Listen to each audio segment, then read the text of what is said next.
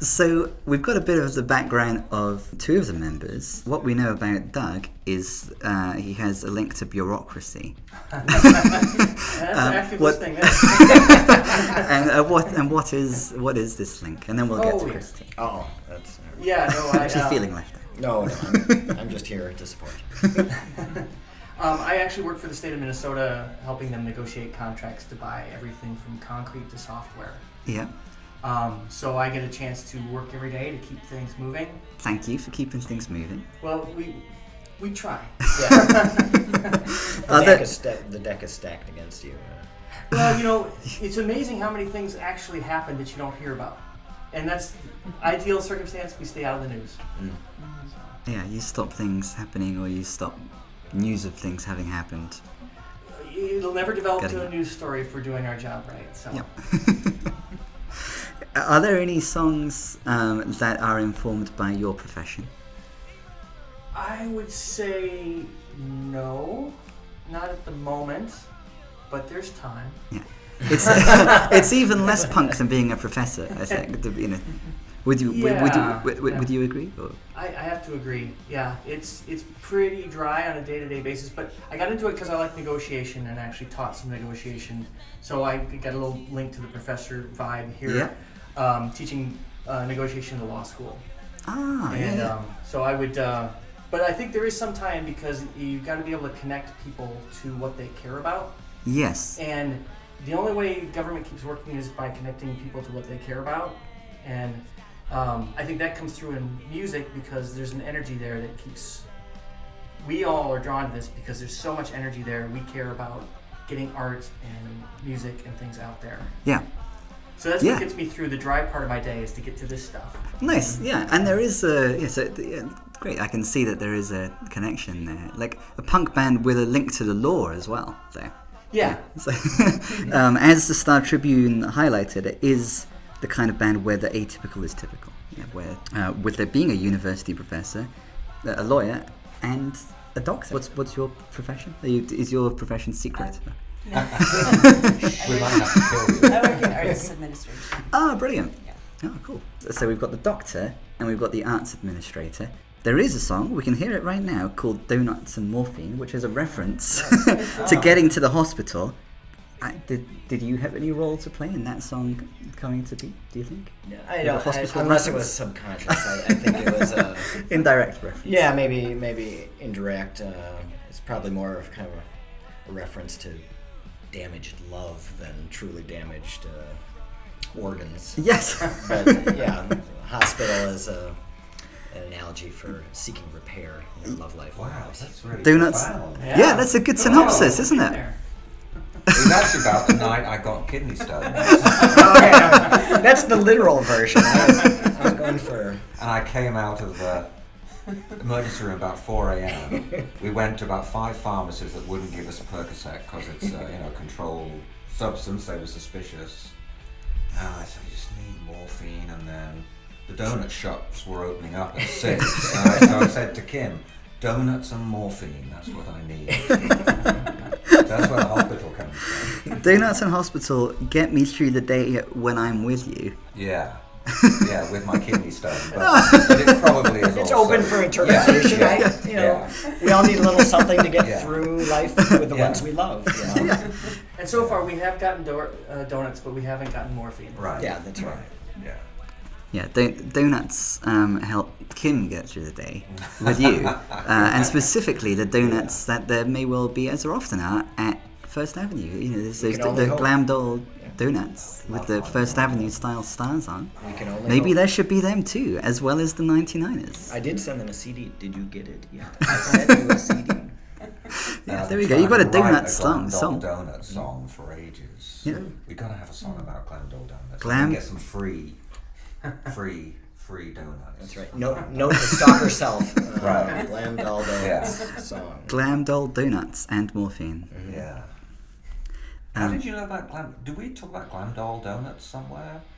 No, but You just figured. I just figured. Yeah. And they do sponsor like First Ave shows. They do. Yeah. Often there are donuts Yeah. at First Ave. Yeah.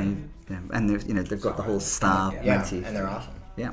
Yeah. As is Calhoun Beach. We're probably running out of songs from the record to play over the course of the interview. No, but, I hear it. Yeah, I but hear Calhoun it. Beach. Yeah, it's a great song. we're at Calhoun Beach. I love the oohs on this. There's a place I know where the hipsters go, but you go there too. Zinger! Well, it's not good to be a hipster. Surely it's not. No, okay, thank you. All right. Documentary Clearly. So yeah, you were giving it some credibility that the hipsters take away from Calhoun Beach, and it's close to Uptown. If anyone doesn't know of its location, then listen carefully to these lyrics. You'll work out where it is. And why would one go to Calhoun Beach? And what does the song celebrate? Summer, the beach, the fact that actually I think that the Twin Cities, I don't know how you feel about this, Simon, it's such an amazing place to live in the summer. With I the think so. lakes and the amount of water. I mean, it is I all agree. year. Yeah. And I Different love reasons. For different reasons, Yeah. but I just love the summer here and I love the beach culture. And so I thought, let's do a kind of Beach Boys-ish tribute Beach Boys. to... Full circle. Yeah. Yeah. So one of the worst things about the summer is, the lights. I have people come in the summer as it currently is, and they've got these. It's very hot. Yeah. Isn't it? Are you hot? I'm hot. Yeah. Yeah. But we look good. Yeah. That's what counts, right? You're well. So let's see. Do you have any favorite songs on the record? Saving the best till last that you would like us to rummage around in to the soundtrack of. I think a strength, Born to Surf, is it on now? Is this Born Yep. to Surf? Yep. All right, cool. I think it kind of encapsulates a lot of what we're going for. It's got power, it's got hooks, and then it really accentuates, the three-part harmonies as the chorus really kicks in and sort of keeps building. I think is very exciting, and it's probably us at our best. Does the rest of us agree? I think it's. I never knew you felt like that. We're going on record. Remember I said it's easier to have a conversation and disclose things when we're all facing forward? So we're kind of, it's like a confessional here. Exactly. You'll have to. If Emily wasn't here, we'd be having a group hug right It now. has never been this setup before. So yeah, I've caught you off guard. Some And disclosure, some honesty. Well, I You have to- think this band, what I like about it is the male-female vocals. yeah, And so I any like that song about it which too. trades lines or has different harmony parts. Yep. I think there aren't many punk bands which have that male-female. It tends to be either all-female bands, a few of those, or all-male bands. Yep. So I really like the interplay of our three voices. So it began, because you had your daughter in the band. Yeah. Has there always been a female No, component? not always. This period, the last album, it was all male, and so I just like the female voice. I like the timbre of the female. Well, like many female voices, including Yeah. Emily's. Yeah. Especially Emily. Yeah. We'll have a little hug, just over it's here. going to be a good group. Well, and that's one of my favorite songs on the disc is Heaven Only Knows, because the way Emily sings it, and we still lay that old song over some just powerful chords. Yeah. And it's a well-written song to begin with, and we just really captured the essence of the song and gave it some power, some oomph. Yeah. So this Shangri-La's Yeah. cover, yeah. And have you covered the Shangri-La's before? But I'm pretty sure that Same song. the same song. Yeah. But Yeah. was that an all-male version of? No, the that was with a different female singer. Yeah. Yeah. And we were just playing it live for a while, and then we thought, it sounds so great with Emily singing it. And then she added a French coda. The last verse is in French. So Doug and I sing along in French. We have no idea what Emily's singing about. It's phonetic for the parts that I have to say are pure phonetics. Funny. Emily, of course, is a pop punk woman who presumably does like Lillingtons. Yes. Yeah. Yes. This song is already out has been. Is there a video for it? There at isn't a video. No, but it was released on Bandcamp. Actually, I think we can hear all the songs on Bandcamp. Now by the you stage. can, I think. Yeah, Yes. but if you want a copy of the CD, then Yeah. of course 7th Street entry on the 22nd. 22nd is the place to go. Yeah. Not only Thank you for that, that shameless self-promotion. Yeah. yeah, other promotion. Yeah. Thank you.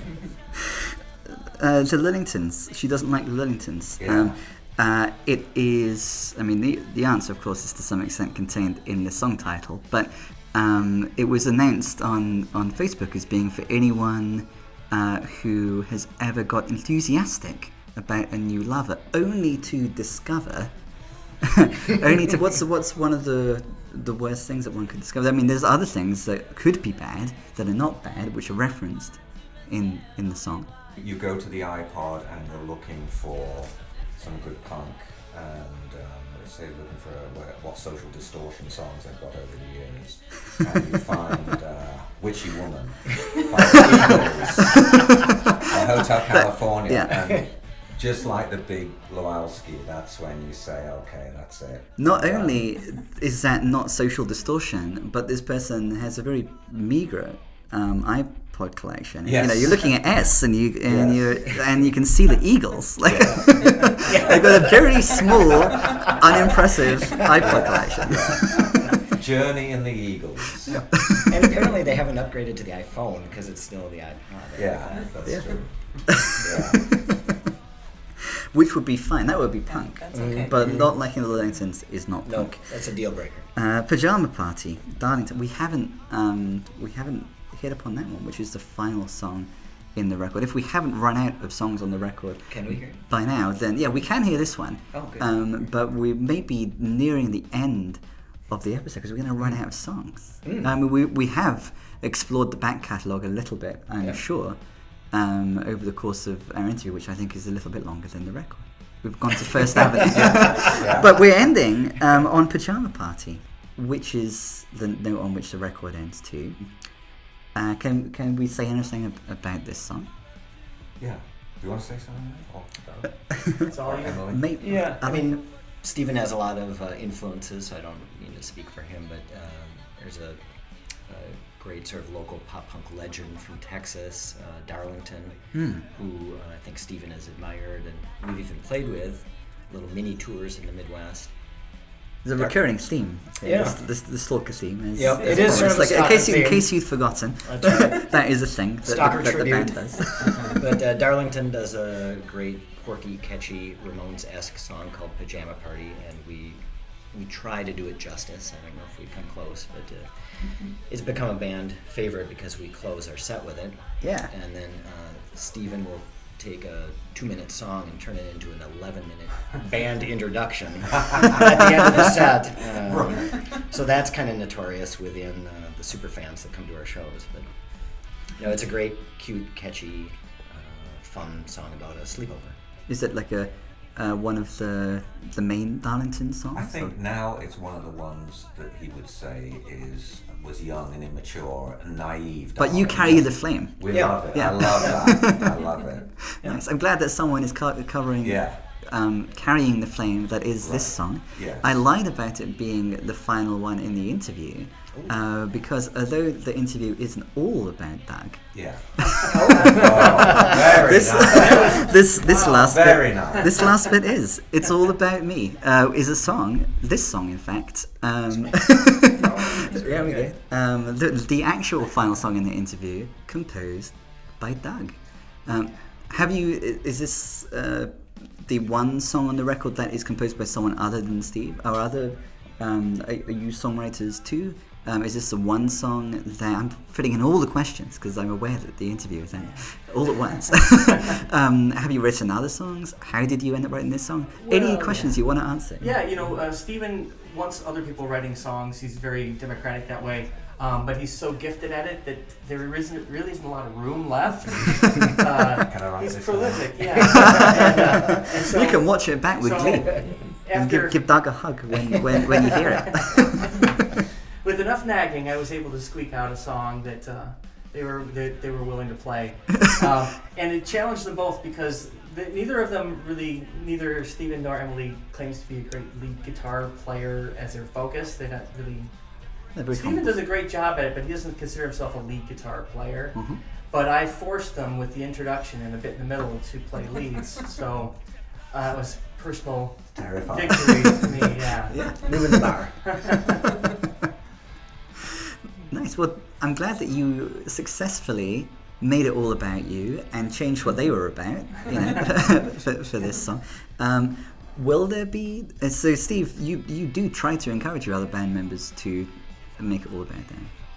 Yeah, I do, but I know Emily, she's got a whole career with Whale in the Thames. Yes, exactly. Maybe you should cover a Whale in the Thames song. Yeah, we could do a Whale in the Thames number. That's true. You don't... Because there isn't an homage... You've got Rude Girl, there's already that, but you don't have an homage to them. So an homage or a cover to them, please. You're prolific, so that's... Right. Special request from someone. Exactly, yeah. I made my special request to Danielle over the course of the interview, through the medium of the interview. She isn't here. All right. And that was a reminder to have the Emily's play. Yeah, please, thank you. Danielle. I like that. I appreciate that. There's a request for donuts and for other ice cream, which will hopefully be granted at the 7th Street Entry Show, at which we will all reunite with, again, DJ Barb Abney, Emily again, with the rest of the Rude Girls, and the Silver Teens, and Ripper. That's a really great lineup. And Elvis. Not to forget Elvis. And Roller Girl. Anthony Shaw. And the Roller Girl. And the Roller Girl. North Star Roller Girl. So much going on. Yeah, which is truly a full circle. And of course, I lied again because we've talked for more than the length of a couple of 99ers songs. But we end as we began with Roller Girl with 2 R's and no I to differentiate it from the other Roller Girl song. So thank you for taking this cyclical journey with us, ricocheting all over this record and some of the other 99ers records, probably through the medium on the occasion when I'm over here, then I've used my green screen, which you can see clearly for most of this episode is very, very much not green screen, to indicate what we've been listening to, especially if it wasn't on this record. Are there any tracks from the previous records that you generally play in a set?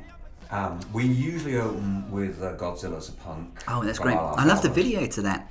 Yeah, which you isn't also... that amazing? Yeah, exactly, yeah. Yeah, which you actually... if you have a video file of that, you're witnessing. Sure. Well, yeah. Oh, this is what we're watching now? Yeah, we are beneath Godzilla. Oh, yeah. We're we are. beneath a partially formed Godzilla. We're beneath that. Oh, of course. There it is. Of course. Yeah, he's such a great artist. Yeah, looming above us. Yeah.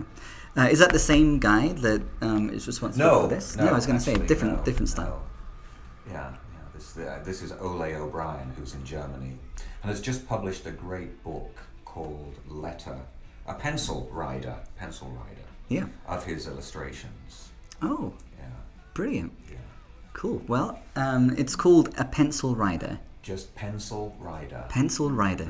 Okay. Like Ghost Rider, but pencil Rider.